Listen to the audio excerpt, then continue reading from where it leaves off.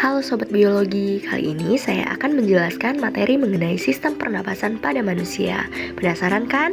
Yuk kita simak!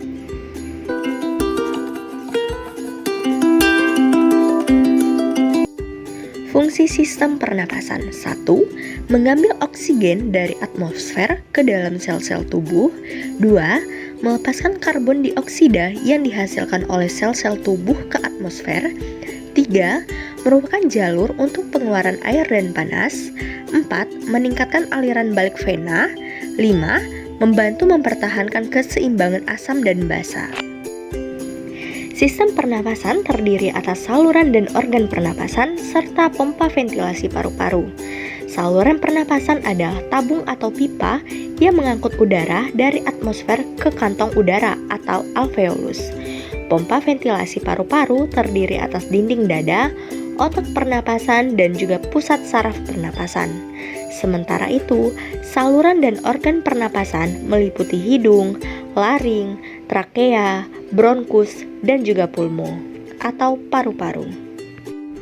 Hidung merupakan saluran udara pertama yang berfungsi untuk menyaring udara, debu, dan juga kotoran.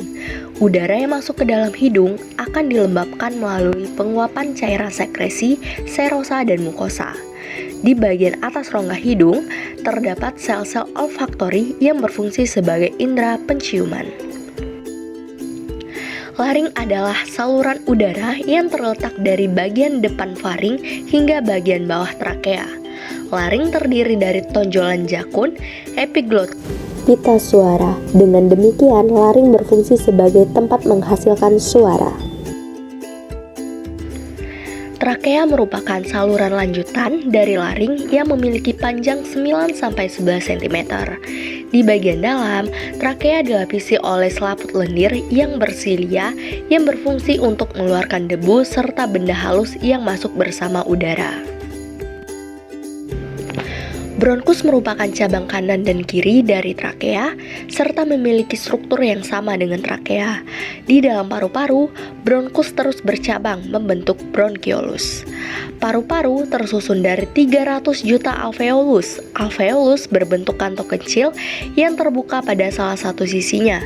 Selain itu, paru-paru dibungkus oleh lapisan yang disebut dengan pleura.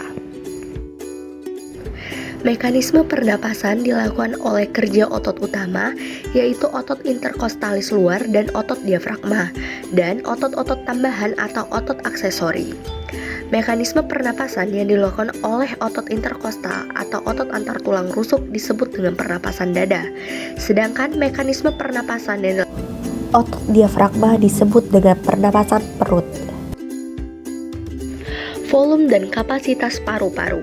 Volume dan kapasitas paru-paru pada setiap orang berbeda-beda, bergantung pada beberapa faktor, misalnya jenis kelamin, usia, postur tubuh, kebiasaan merokok, kebiasaan berolahraga, ketinggian daerah tempat tinggal, kekuatan bernapas, dan juga cara bernapasan. Ada 6 volume udara yang akan saya jelaskan di sini. Yang pertama, volume tidal. Volume tidal adalah volume udara yang masuk atau keluar dari paru-paru selama proses ventilasi Volume cadangan inspirasi adalah volume udara ekstra yang masuk ke paru-paru dengan inspirasi maksimum di atas inspirasi tidal. 3. Volume cadangan ekspirasi adalah volume udara ekstra yang dapat dikeluarkan dengan kuat pada akhir ekspirasi tidal. 4. Volume residu, yaitu volume udara sisa dalam paru-paru setelah melakukan ekspirasi kuat. 5. Kapasitas vital adalah jumlah udara maksimal yang dapat dikeluarkan dengan kuat setelah inspirasi maksimum, atau sama dengan penambahan volume tidal, volume cadangan inspirasi, dan volume cadangan ekspirasi. Keenam, kapasitas total paru-paru adalah jumlah total udara yang dapat ditampung dalam paru-paru, atau sama dengan kapasitas vital ditambah dengan volume residu. Gangguan sistem pernapasan pada manusia banyak sekali rupanya.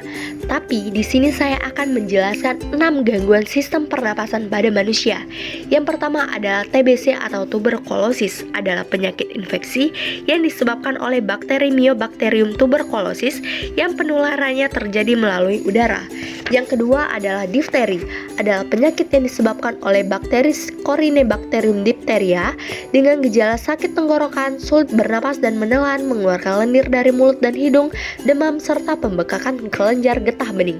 Yang ketiga adalah pneumonia, adalah peradangan paru-paru yang dapat mengakibatkan alveolus terisi cairan yang berlebihan. Yang keempat adalah sianosis, adalah keadaan ketika kulit dan membran mukosa berwarna kebiruan atau pucat karena kandungan oksigen dalam darah rendah. Yang kelima adalah asfiksia, merupakan kondisi kekurangan oksigen pada pernapasan yang dapat menyebabkan kematian sebagai akibat dari kegagalan fungsi paru-paru. Dan yang terakhir adalah influenza, merupakan gangguan saluran pernapasan yang disebabkan oleh virus. Influenza disebabkan oleh virus orthomyxovirus, parainfluenza oleh parainfluenza virus.